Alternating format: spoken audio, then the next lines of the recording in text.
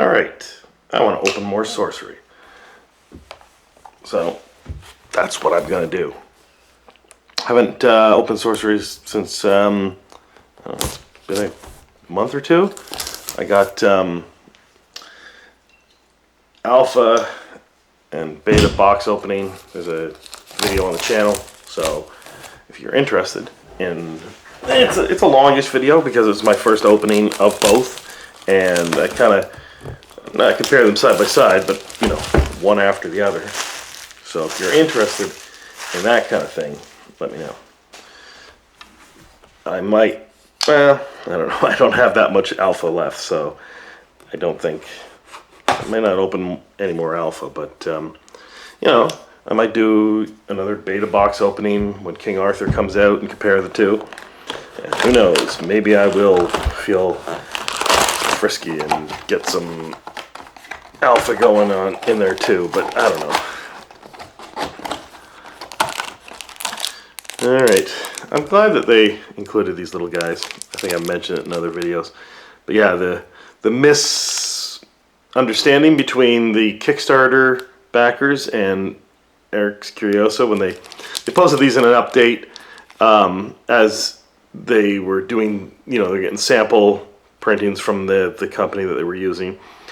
And they were sent as small samples, just, I guess it saves space or whatever. But people thought, hey, we really want those as you know, tokens. So Eric's Curiosa decided to make tokens that size. I don't know if that's going to continue on in the future.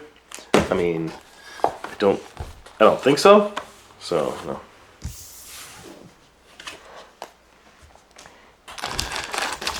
We'll see.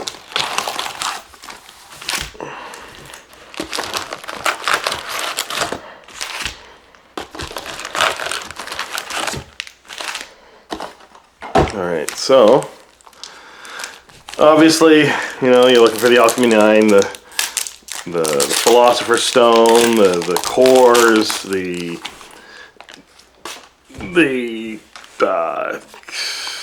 potions. But, you know, there's other things in here that I like. I mean, now that I've, you know, played the game a bit and I've built my own decks or whatever, I'm a little bit more familiar with the cards. I like Amazon Warriors, Cave Trolls, Incinerate, Sleep. I don't see... Oh, this is exceptional, elite. Okay, so assorted animals. Oh, I don't think I've seen this one before. Search your spellbook for different beasts with combined mana cost of X or less and reveal them and put them into your hand. Ah, interesting. That's actually not a bad card. Was it Ordinaries? Okay. Alright, so it goes exceptional, and then the elites or what's the other? Uniques. I guess, you know, they're in the middle, sort of, to protect, I'll take the elites out. To protect the innocent? No, to protect the cards contained within. You know, maybe I'll just put the... Since I'm doing that anyway.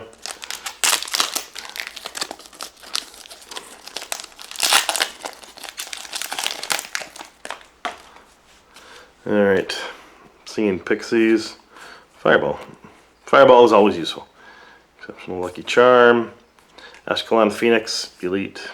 Ordinaries.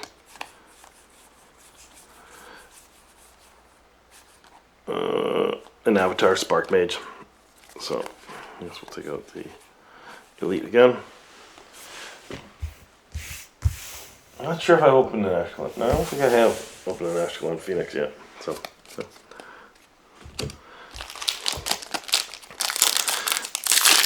the sorcery market seems to have cooled down. I mean, you've got Team Covenant with an endless supply, which is, you know, fine, in my opinion anyway, because they put in effort.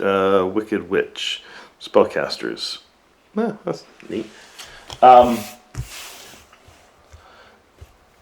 You know, they supported Eric's Curiosa early on, and they're getting rewarded for it. But also, I take this phrase from the John Campea show from Robert Meyer Burnett, who's often on the John Campea show, and this is where he said it. I mean, he says it in his own Burnett work, or broadcasting from his observatory. Anyway, it's not what you deserve, it's what you negotiate. And Team Covenant negotiated that with Eric's Curiosa, and Eric's felt that they needed exceptional site, huh. Site after site after site. Elite site, Rift Valley.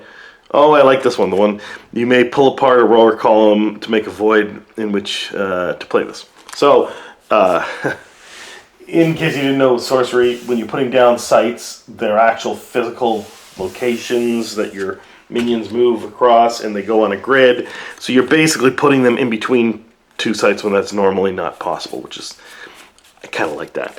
It has some tactical advantages, I'm sure. Anyway, getting back to, Robert Meyer Burnett, and you don't get what you deserve, you get what you negotiate. That's what Team Covenant negotiated, and I think based on the pre-orders, I'm pretty sure they share their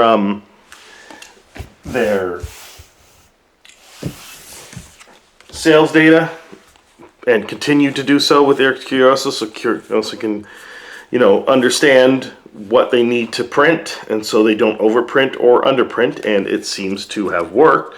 So we have neither had a collapse in prices nor a skyrocketing of prices, and you can still buy roughly around MSRP from Team Covenant, which is probably the deal that was made. It's $150 US. I don't know what in Canada. It's another elite site. In Canada, it's $199 a box was the MSRP, but that MSRP expired on December 10th, which was not very long after they had actually gotten our hands. So, and MAP was $159 Canadian, so whatever that was. People sold at MAP during pre-orders, I think. And since then, other people have raised their prices, and they've got to compete with the fact that anyone can go to Team Covenant and order some boxes.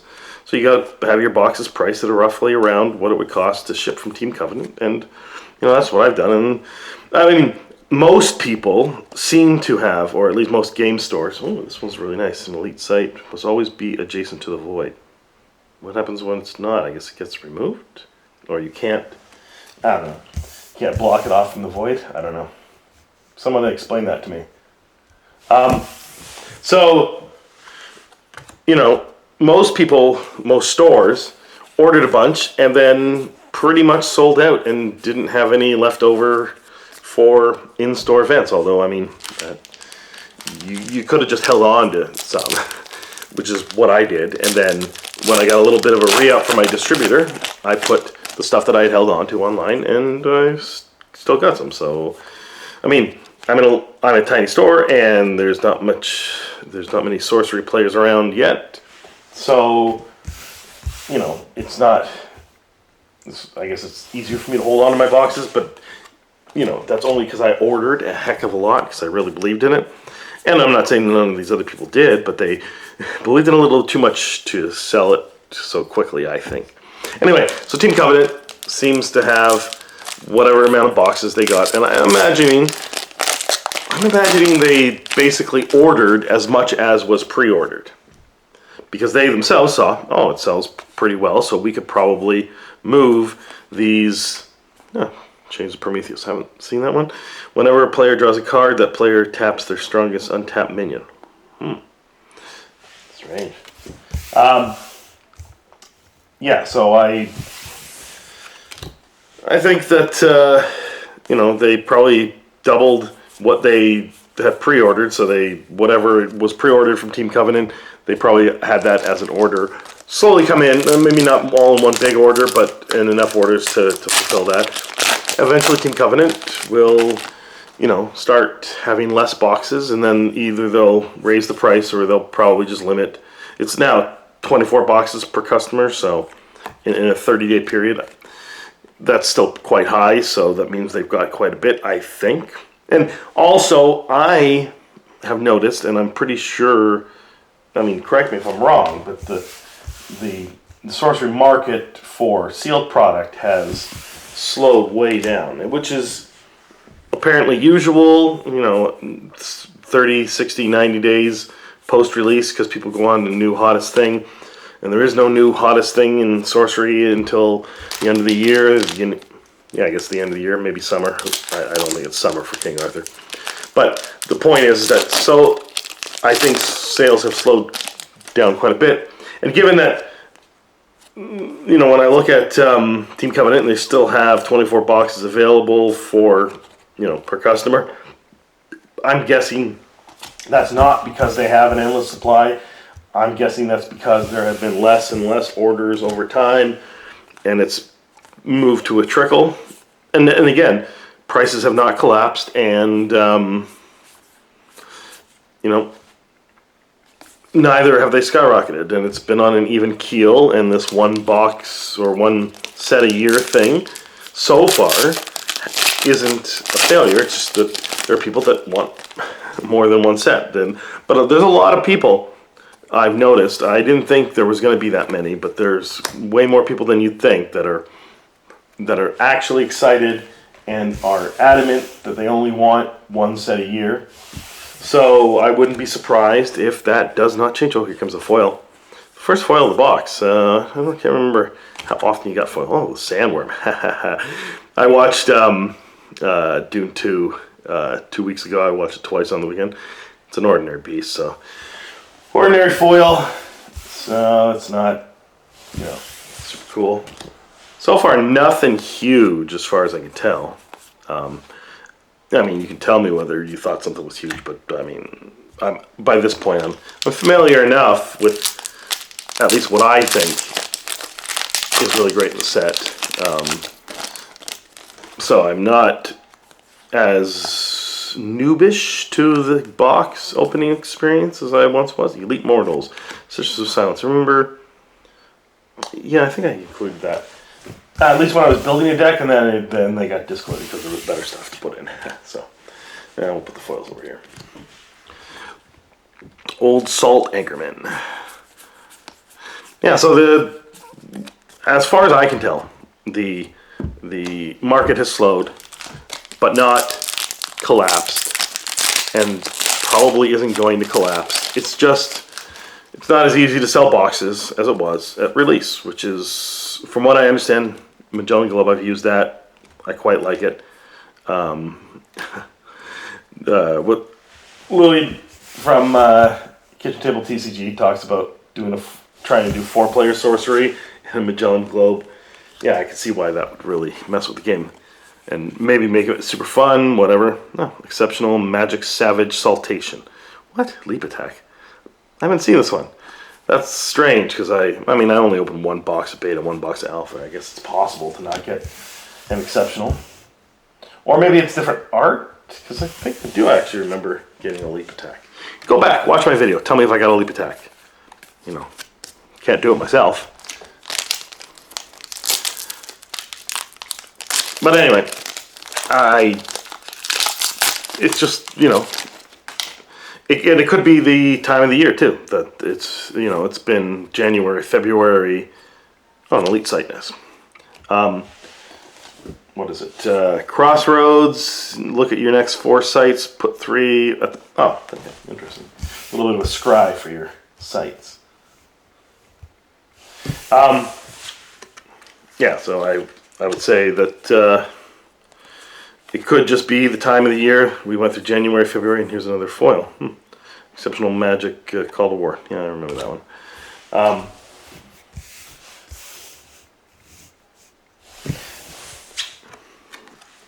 I'm not really sure because I never really paid attention to the specifics of the waxing and waning of sales during the year and what months are best or whatever. Like I remember watching videos where people had mentioned it, but it probably just went over my head until recently that summer is really slow for games. So, and it makes sense. People want to go outside and do things instead of being inside. Unique armor. Gilded Aegis is, it's a unique, but bearer minion would die, instead fully heal it, and banish Gilded Aegis. Huh. I don't think that's super expensive or, but it is a useful card, so nothing's worse than getting a unique that isn't really particularly useful or valuable. You know.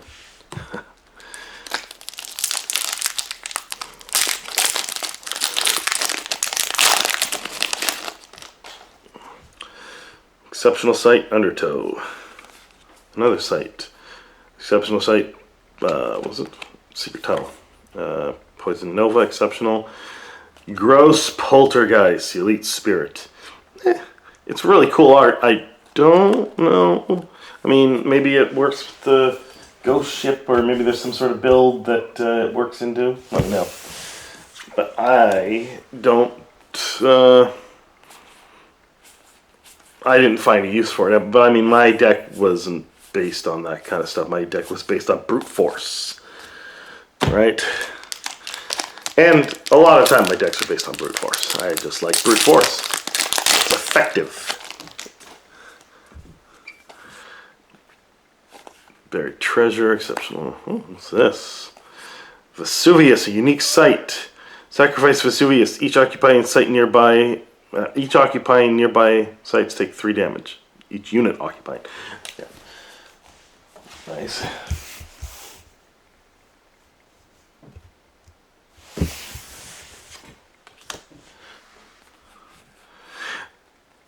Yeah. Huh. Alright. I mean, maybe I should have already sorted out the sites, but whatever. I think it's mostly important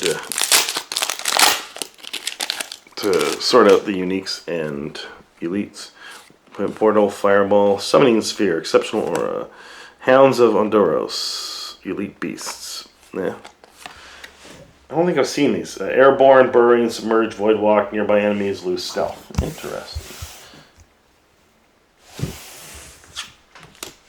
I don't know how useful that is. I mean, unless, like, you know, people are using a lot of stealth. What's this? Ordinary Monster. Foil.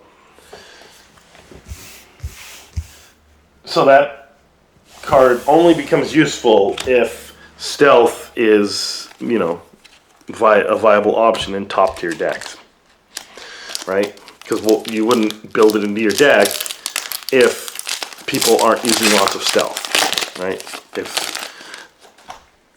If stealth isn't one of the main ways to win, or one of the main win conditions. Oh, Midland Army, Unique Army of Mortals. I think I have this one. Target location up to 3 steps. Deal 4 damage to each unit there. Death rate. Summon a foot soldier token. I think I have Midland Army. Maybe not. Maybe I've heard people talk about it, so I think that's one of the ones people want.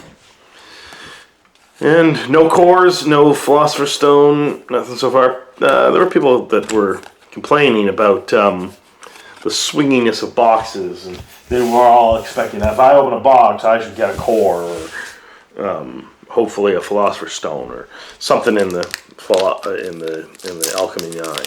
But that's not really how randomization works, especially with a set the size of 403.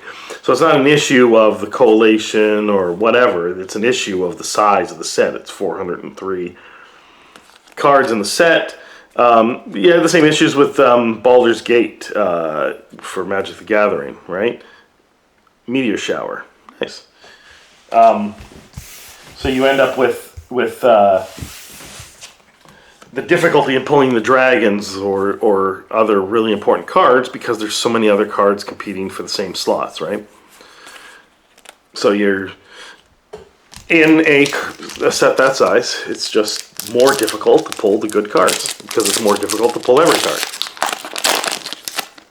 So if you really, really hate the swinginess of these boxes, then I guess demand that Unlikely Alliance. Demand that Eric's Curios only make 200 card sets, so it could be easy for you to pull your cards. I don't know. Oh, I guess that foil can go over here.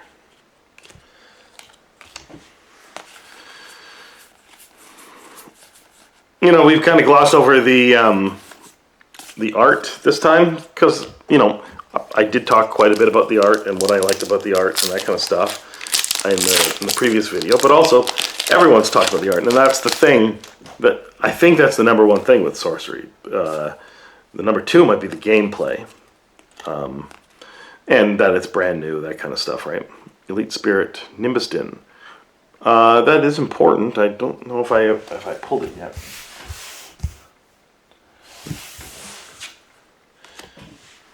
Now, when I say it's important, it's because I've heard people talk about it. I tend not to talk or listen to stuff about the meta of games because I kind of find it boring because I don't really believe in the meta. I believe that just because a lot of people are using one type of card or one type of deck or whatever, Cathera mechanism, unique relic, nice.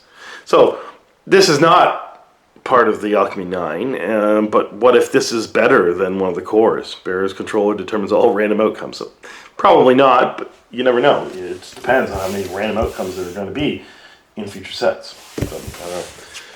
But yeah, I mean, the meta, just because lots of people are using one type of deck, or that seems to be in the top 8 or top 16 or whatever, that just says that a lot of people are doing that because they also agree with the person and because they don't want to find the exceptions. But I think that you can even point to, champion matches of Magic the Gathering or other games. Great Wall. Enemy units can't move through, sites border on the ground. That would be useful to put at your bottom part when you're using the Magellan Globe. Anyway, sleep. Ordinary Magic. Yeah, so just because everyone's doing something doesn't mean that it's, that's the only way to do it. That's just always been my way in life. So I'm not tied to the meta. I don't believe in it really. I just believe that just because people are doing it that way, it's because lots of people are doing it that way. It's not necessarily, or it's not as tied to how good the cards are or how good the deck is. Cherubus on a chain. I haven't seen this one before. Must be summoned to your location. Cherubus in chains automatically follows you and can't move itself away. Interesting. But yeah, so I don't know. You can disagree about the meta stuff. That's fine. I mean, I've argued with it many times throughout the years, in person, online. Professionally argued, not like getting angry about stuff. It's just that people do seem to get a little bit angry at me when I tell them I don't care about the meta and I don't think it's as important as they think it is. They can think whatever they want to think. That's fine. And you can think whatever you want to think. You can disagree with me in the comments, but I mean, I've heard it all. So, I mean, if you come up with something I haven't heard before and it actually seems interesting, then I'll incorporate that into my own ideas on the whole thing. And if that ends up changing my mind, then that changes my mind. But I have not heard a good argument for this overall meta. And mostly it's that it's fine. Yeah, there's deck techs and there's ways of doing things and there's cards that are obviously better and that work better with other cards. But that's not the be-all and end-all of the game in any case, right? So it's probably also because I'm a casual player. Maybe I might think more of the meta if I was a more competitive player of games, but I'm really not. Even my favorite game, HeroClix, I played competitive, but I never really cared whether I won a tournament. I only care about winning individual games, right? And when you only care about that, then, so when people build something that's like in the top 8 or whatever, top 16, here's a elite site, must always be, oh, we got that one already. There's certain cards that you are building against in that. And then when someone else comes out of their Exceptional Mortals, Dalkian Phalanx. But when you are just building because you know how to build a deck, then you might be considering what else might be coming, but you're not basing it on what might be coming in the top 16. You're basing it on, overall. And when someone else is being competitive, they're basing it on, what's going to be in the top 16. So when you come into a tournament and you are not following Imperial Road, target opponent, then you may play a site adjacent to this one. Interesting. So your opponents that are building these top 16 decks are not going to have a response generally to what you're bringing in because you're not following this. I guess I thought for a moment there were 2 foils in this, but I think the foil was in the last one.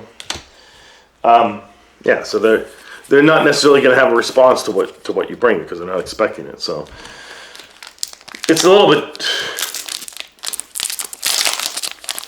I mean, I was going to say it was different with sports, but I think that's pretty obvious because there's only certain things you can bring into sports that it's pretty Chains of Prometheus again. I got doubles of some elites, but not necessarily the elites I'm looking for. Oh, that's a foil. Mad Dash, Dispel. I wonder if those are going to go the way of Dodo like they did in Magic. Sandworm again. Flamecaller. Well, we're down to like 4 packs, and no cores, no Philosopher's Stone, no potions even. So some might call this a Dodo pack. It doesn't matter to me. It's Yokai Kappas, because we don't really know. Because remember, the Black Lotus was not the most expensive card in Magic back in the 90s. It was the Shivan Dragon. And where's that now? No one cares about the Shivan Dragon. Oh, here comes a rampaging monster. Have I gotten any foil uniques? I don't know. We'll check at the end here. I don't think I did. So maybe you're right. Maybe this is a dud.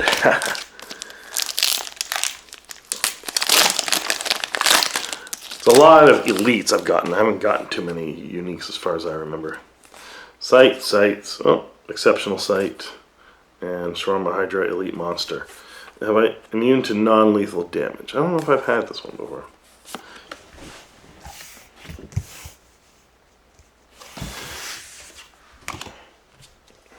So what have you been seeing here? What special artwork do you like?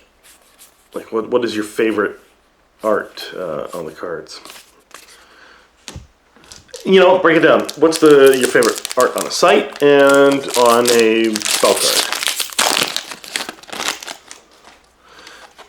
Sights. The Hydra again. Interesting. You know, and I haven't really been paying that much attention. I like these guys, the Midnight Rogues. I haven't been paying that much attention to the to whether there's been any Curiosos. Because I think they're more noticeable in alpha, and I think it's harder to tell because some of them are just alpha cards that shouldn't be in beta, or at least the artwork. Yeah, I like the Aqueduct, Meteor Shower again. So I am getting doubles of elites, and I think uniques as well. And I got 1 pack left. Foil Philosopher's Stone. Come on, man. Come on. All right. In the comments now, what is your percentage chance that there's a foil Philosopher's Stone in this pack? I mean, I guess you can mathematically figure it out. Observatory. Look at your next 3 spells, put them back in any order. Interesting. I think I've seen that before. Maybe not. I can't remember. I don't even think there's a foil in here, so I guess it's 0% chance for the foil Philosopher's Stone. I like the Land Surveyors. Alright, well that's it. So, what did you think? Did I take an L on this, or was it a win, or just like mediocre box? Let me know, and give me a comment about Sorcery. Thanks, bye.